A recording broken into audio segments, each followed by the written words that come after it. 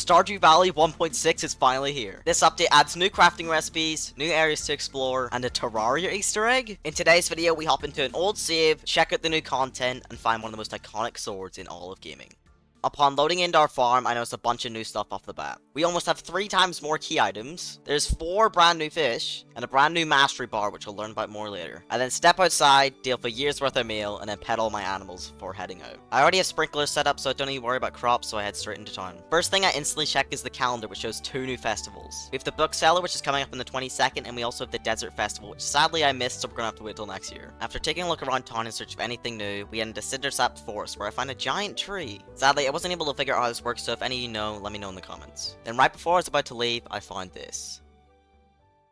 I'd found myself in the Mastery Cave. The Mastery Cave is accessible once you reach level 10 in every skill, and this unlocks 5 different paths, with each one being a different skill. If you fill up your Mastery bar to at least 10,000 XP, you'll unlock your first Mastery point, and this can be used at one of the 5 shrines to unlock new abilities, items, and even tools. I don't know about you, but the Iridium Scythe sounds pretty useful, so I'm gonna have to come back for that. I head on over to the right side of town above Jojo's, where I find a new area. There's some hardwood stumps there, but my axe is being upgraded, so I'd have to come back for that. On my continued sweep for the valley, I noticed a present in the Adventurers Guild, which was probably not for me, but I took it anyway. And this gave us the mapping cave systems. These are basically magic books, which once read give a buff dependent on the book. And these are also why there's like 40 key items now. I go to sleep after the first day of the update, excited for what's in store for me next.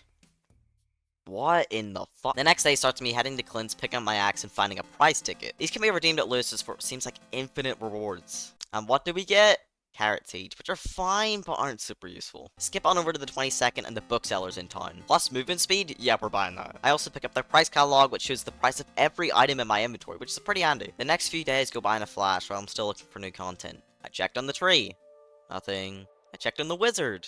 Still nothing. Found moss in a tree? Nothing. But actually, what does this do? I was just not finding anything new. Until... Terraria in Stardew Valley? I head to my chest and find that for some reason I actually kept a guy voodoo doll. Healy? Don't ask. Entering the mine, I quickly head to floor 100 and throw the doll into the lava.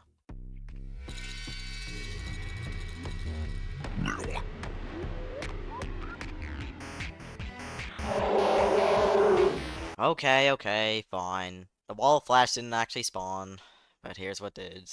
Whoa. I'd received the faraway stone, which is basically the top part of a pylon. The description told me that I could place it somewhere, so I went to the only person I know who could help with magic rocks. Our good old friend Joe. Just kidding, it's the wizard. We enter the wizard's tower and ask him about the pylon, and he doesn't say anything. I know you're hiding something. After taking a look around his creepy home and seeing no signs of the pylon, I was gonna give up and look elsewhere, but I forgot one last place to check. The basement. Which sadly, I can't enter at the moment, but I remembered that completing the Witch's Swamp quest unlocks access to the basement. So now all I had to do was complete the community center, which I know may seem difficult, but I was only 1 item away from completing it. I headed down to the sewers, retrieved the Dark Talisman, gave the goblin some void mayo, and was finally able to enter the wizard's basement. And there it was, the pylon base. After placing the stone on top, a cutscene began to play. Yo! Open up! Let me in! Let me go to Terraria!